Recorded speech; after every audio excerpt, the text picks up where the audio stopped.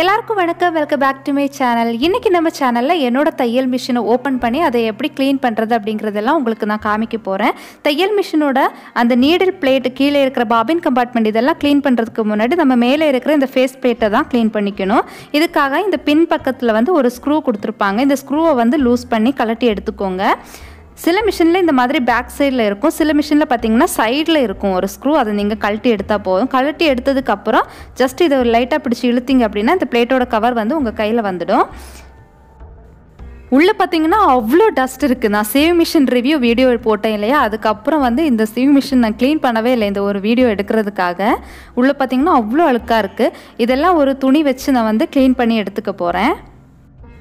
மாதத்தில் ஒரு வாட்டியாச்சும் நீங்கள் மிஷினை இந்த மாதிரி ஓப்பன் பண்ணி க்ளீன் பண்ணிக்கணும். இப்போ நீங்கள் பார்க்குறது தான் பல்பு. இதுதான் பார்த்தீங்கன்னா ஃபேஸ் பிளேட்டோட உள்ளே வந்து இப்படி தான் இருக்கும்.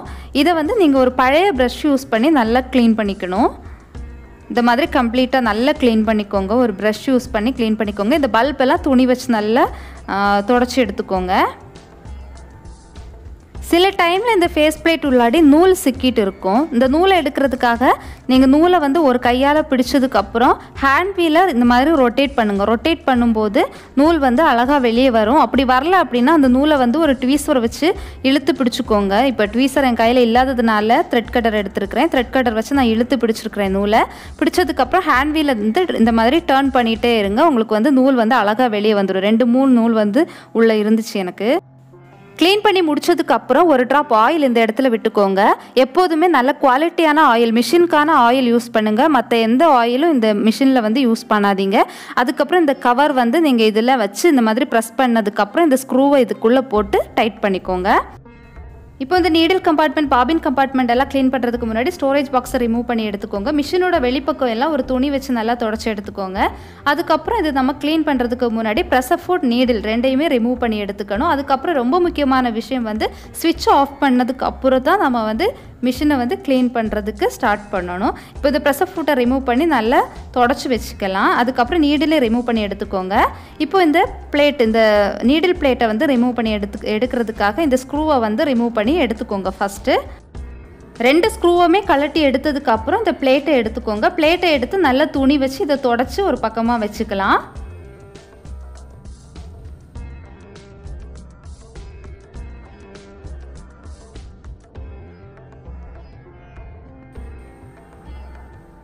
இதுதான் பார்த்தீங்கன்னா ஃபீட்பேக். இந்த ஃபீட்பேக் தான் நம்ம துணி தைக்கும் போது துணியை முன்பக்கமாக பின்பக்கமாக நகர்த்திட்டு போகிறது. இந்த ஃபீட்பேக்குள்ளே நிறைய டஸ்ட் இருக்கும். இதை நல்லா க்ளீன் பண்ணிக்கோங்க.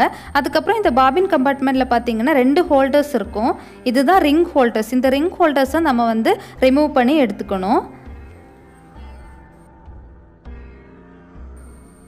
இந்த 2 ஹோல்டர்ஸ் உள்ளேயும் ஸ்க்ரூ கொடுத்துருப்பாங்க. இதை வந்து ஒரு ஸ்க்ரூ டிரைவர் யூஸ் பண்ணி லூஸ் பண்ணி எடுத்துக்கோங்க.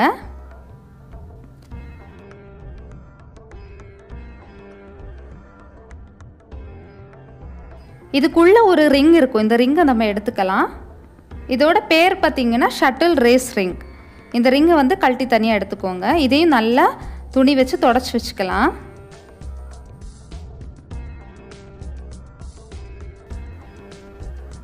இப்போ ஒரு ப்ரஷ் எடுத்து இந்த இடத்த நல்லா க்ளீன் பண்ணிக்கோங்க.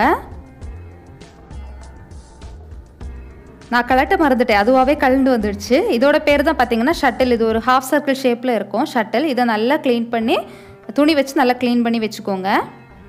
வச்சதுக்கப்புறம் நல்லா க்ளீன் பண்ணதுக்கப்புறம் இந்த இடத்துல ஒரு ட்ராப் ஆயில் விட்டுக்கோங்க. ஒரே ஒரு ட்ராப் ஆயில் வந்து போதும் இந்த மிஷினை பொறுத்த வரைக்கும். ஆயில் விட்டதுக்கப்புறம் ப்ரஷ் எடுத்து நல்லா இந்த ஆயிலை ஸ்ப்ரெட் பண்ணி விட்டுக்கோங்க. இந்த ரிங் ஃபுல்லாக ஸ்ப்ரெட் பண்ணி விட்டதுக்கப்புறம் நம்ம திரும்பி வந்து அசம்பிள் பண்ண போகிறோம். ஃபஸ்ட்டு நம்ம ஷட்டில் எடுத்துக்கலாம். ஷட்டிலோட சென்டரில் பார்த்தீங்கன்னா நீளமாக குச்சி மாதிரி ஒன்று இருக்கும். அது உங்களை பார்த்து வெளியே இருக்கிற மாதிரி வச்சுக்கோங்க. அதுக்கு முன்னாடி உள்ளே இன்னொரு ரிங் இருக்கும். அதுவும் பார்த்தீங்கன்னா ஒரு ஹாஃப் சர்க்கிள் ஷேப்பில் தான் இருக்கும். அது உங்களுக்கு வலது பக்கத்தில் இருக்கிற மாதிரி ஹேண்ட் வீலில் வச்சு அட்ஜஸ்ட் பண்ணி வச்சுக்கோங்க. அந்த ரிங் வந்து உங்களுக்கு வலது பக்கத்தில் இருக்கணும். அதுக்கப்புறம் ஷட்டில் வந்து உங்களுக்கு இடது பக்கத்தில் இருக்கணும். ஷட்டிலுக்கு மேலே வந்து கூர்மையாக வந்து ஒரு இடம் இருக்கும். அது வந்து மேல் பக்கமாக இருக்கிற மாதிரி வச்சுக்கோங்க. அப்போ உங்களுக்கு 2 இருக்கும். இந்த பக்கம் உங்களுக்கு ஷட்டில் இருக்கும், இந்த பக்கம் இன்னொரு ஹாஃப் சர்க்கிள் ஷேப்பில் ஒரு ரிங் இருக்கும்.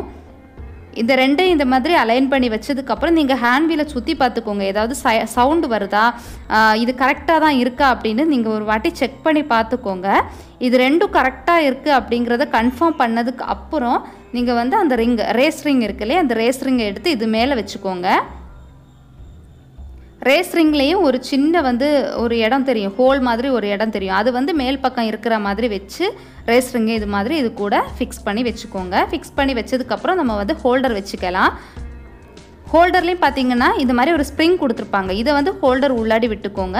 அதுக்கப்புறம் இதுக்குள்ளே இன்னொரு ஸ்க்ரூ வரும். அந்த ஸ்க்ரூவை வந்து இது உள்ளே விட்டதுக்கப்புறம் ஸ்க்ரூ ட்ரைவர் வச்சு நல்லா டைட் பண்ணி விட்டுக்கோங்க.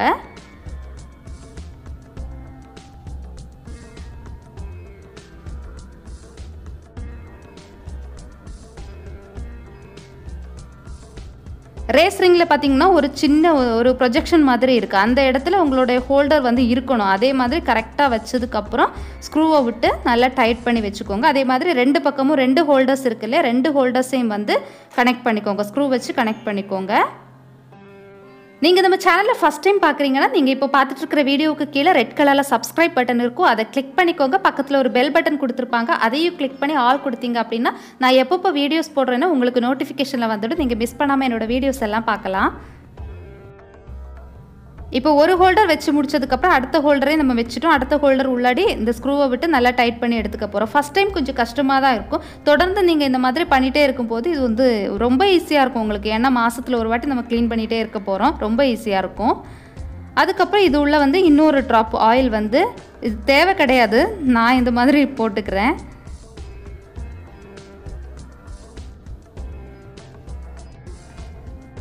ஒரு ட்ராப் ஆயிலே போதும் இந்த மிஷினை பொறுத்த வரைக்கும். நம்ம இண்டஸ்ட்ரியல் சீவிங் மிஷினில் தான் நிறைய ஆயில் தேவைப்படும். இதை பொறுத்த வரைக்கும் ஒரு ட்ராப் ஆயிலே போதும்.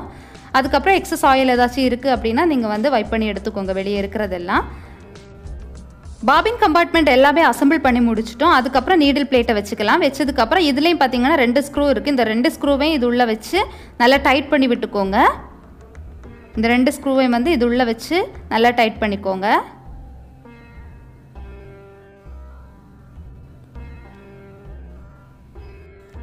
அதுக்கப்புறம் நம்ம ரிமூவ் பண்ணி வச்சுருக்கிற extension table, needle, pressure food எல்லாத்தையுமே அவங்கவுங்க இடத்துல திரும்பவே வச்சிடலாம். அவ்வளோதாங்க. இந்த வீடியோ உங்களுக்கு பிடிச்சிருந்துச்சுன்னா லைக் பண்ணுங்கள், ஷேர் பண்ணுங்கள், சப்ஸ்கிரைப் பண்ணுங்கள். தேங்க்ஸ் ஃபார் வாட்சிங்.